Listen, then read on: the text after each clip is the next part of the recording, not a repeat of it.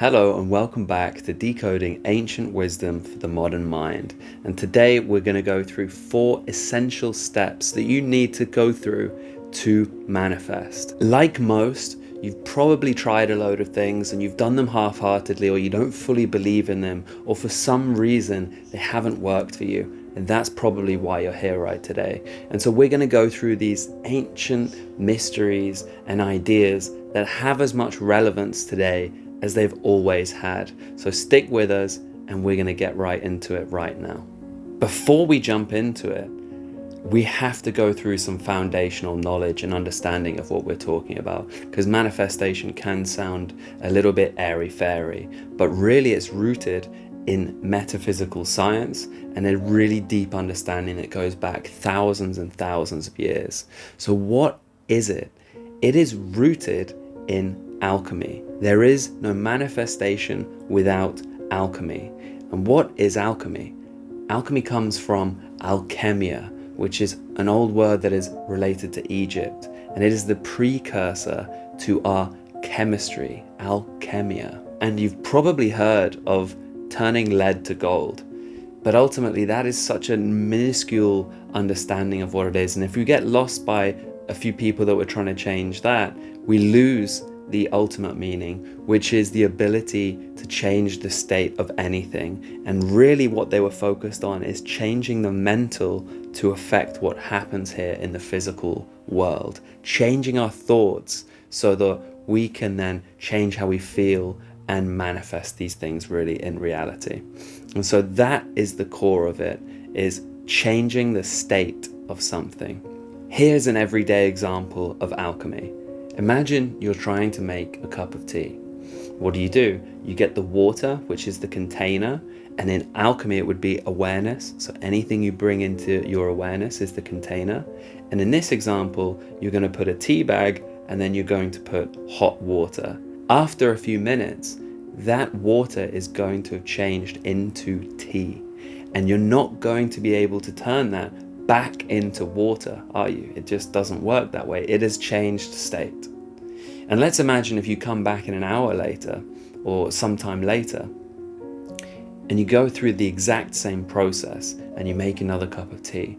Well, now you're going to have one that is hot and one that is cold. They've both changed state, but there's a big difference between the two. Inside the one that is hot, the molecules and everything are moving around at a crazy pace, and inside the one that is cold, they're still, they're not moving. And the only difference is the amount of energy that is in that tea. And you can't see the energy, but you can feel the effects of it.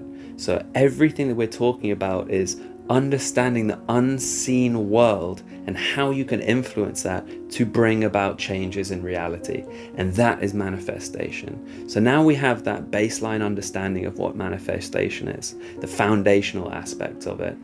Let's jump right into the 4 stages. Stage number 1 is awareness. And this is the awareness that in alchemy, energy is attention. And really becoming more and more aware of the world, of the 7 Hermetic Principles and the way the world really functions. The 3 main Hermetic Principles for me to get through my mental blockages were understanding the law of mentalism. The universe is mental. Everything is mental. Then law number 2, as above, so below. So anything that happens in that mental world ultimately materializes into this physical plane here. And then the 3rd law that is super important is the law of polarity.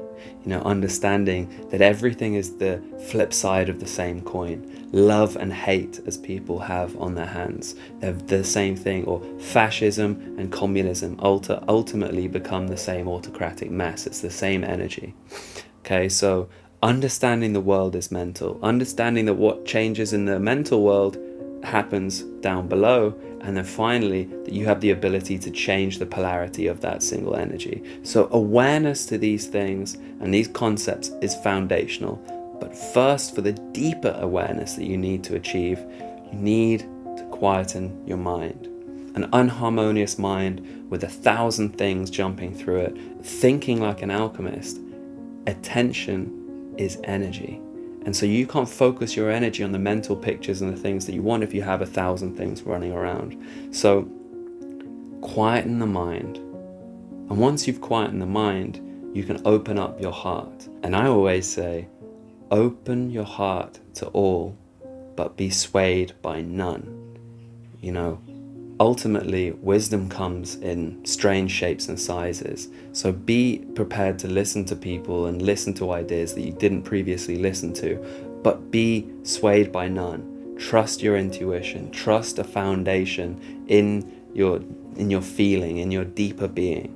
And so open your heart to your true intuition and trust that deeper feeling, not rationality, not reason, because reason has ultimately led you where you are now, and you can rationalize anything. So let's not get stuck on reason. Let's go deeper. Let's go deeper into the feeling, into the true intuition that you have deep inside your being, and unlock that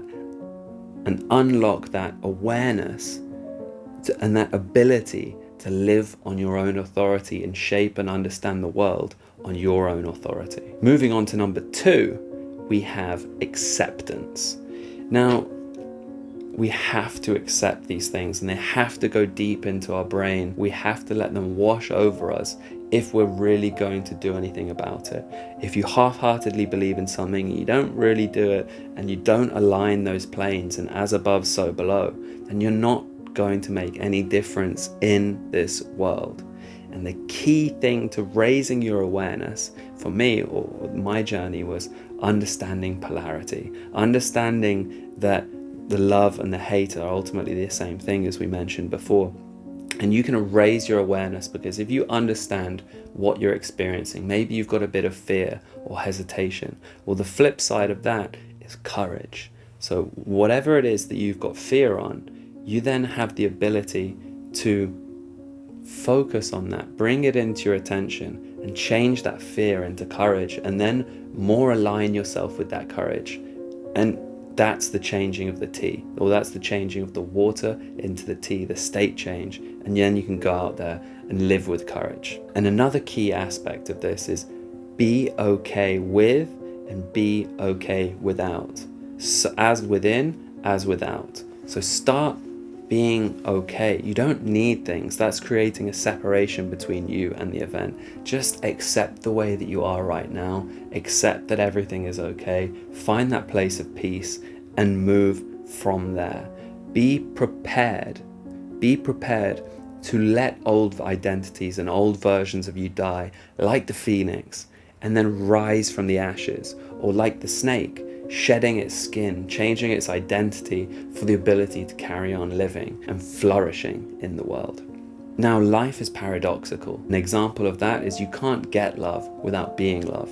It doesn't make any sense. So start accepting these paradoxes and looking deeper. Stop rationalizing, because it doesn't help to rationalize. You're not going to understand these deeper truths by trying to logically rationalize everything. Number 3, the decision to embody. You must act on your intuition. You must act on what you know to be true, because if you don't, you're going to lose confidence, and ultimately you're not going to do the things that you set out to do. So do not take this decision half-hearted. You will erode your self-worth. You will break down whatever it is that you believe. If you do it half-hearted, it will fail. Even if it doesn't fail, if you do it half-heartedly, you're not going to trust it and have that sustainable continuation of what you're looking for. So you're going to lose faith, and you're going to smash your worldview, and then you're going to lose parts of you that you know are right. And we've all had that feeling when we haven't acted on something that we know to be true, and we always regret it in the past. So start learning to trust yourself and act on the things that you know to be true. If you believe it, you do it. And now, if we get used to that, then we build up some momentum. And just like a snowball, it starts compounding the gains, and we start building our confidence. So just as it's really easy to slip into our old ways and old habits, at the same time, every small thing that you do, you're going to get those compounded gains as you continue to do the right thing. But ultimately, this starts with the decision to embody everything that is true and reject the falsehoods that you know to be bad and know not to do.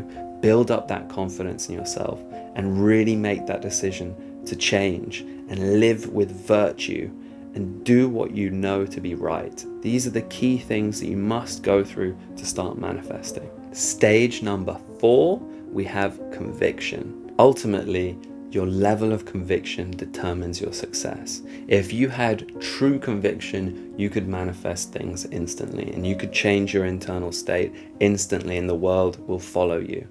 And so this conviction really is the integrity and the essence of everything you do. Think about football. If you're trying to take a free kick and you don't really care, you'll just flap it and it'll go anywhere. If you really have that conviction, you focus. And what happens when you have conviction and you really believe something is that your emotions start guiding you in the right direction. Now let's imagine that you wanted to get really good at tennis. Now if you really believed it and you had conviction and you trusted yourself to do that, if you missed a session, you would feel guilty about it and you wouldn't let that happen again. If you didn't really care, then you're probably just gonna let it happen again, and now you've got a habit that is gonna get strengthened. So once you have that conviction, once you really believe, your whole world is gonna line up and you're gonna be guided in that direction as well. And ultimately what the conviction does, or what we're looking to do, is change the subconscious mind. The subconscious mind, what's true to that becomes true to you. And we can't really access in our awakened state, we can't just access our subconscious mind. It takes time to reprogram it and get it thinking in a different way. But once you get that change, and once the subconscious mind accepts it, it will happen everywhere. So the more convinced you are, the more you're going to start seeing it everywhere, and the quicker you're going to get those results and your subconscious mind is going to change. And once your subconscious mind changes, ultimately, your whole world is going to shift in front of you. And what used to plague you, what used to be horrible and drain you of energy, is now going to fire you up. And you're going to be like, hey, I know exactly what I need to do in this situation. I need to rise to it. And exactly as Marcus Aurelius said, the obstacle is the way. Now just think about that. The things that are appearing in your life, you need to overcome them. You need to raise your awareness to become a better person. And sometimes, or once we've done that, things don't bother us. You know, something that used to be a complete meltdown in the past becomes a breeze. And it becomes super easy for us to get through that. And as always, be careful what you wish for. Think about Icarus. Think about hubris. You know, he flew too close to the sun. He burnt his wings and he fell down and ultimately he died. So the ego and your hubris are going to lead to your downfall. So lead with your heart, do what you know is right, and lead with virtue. Thank you so much. That's everything for today. We've broken down the 4 steps to awareness. I'd love to hear what you're trying to manifest, what you're up to at the moment, and your opinions. So look forward to hearing from you very soon. Have an awesome day, guys. Much love.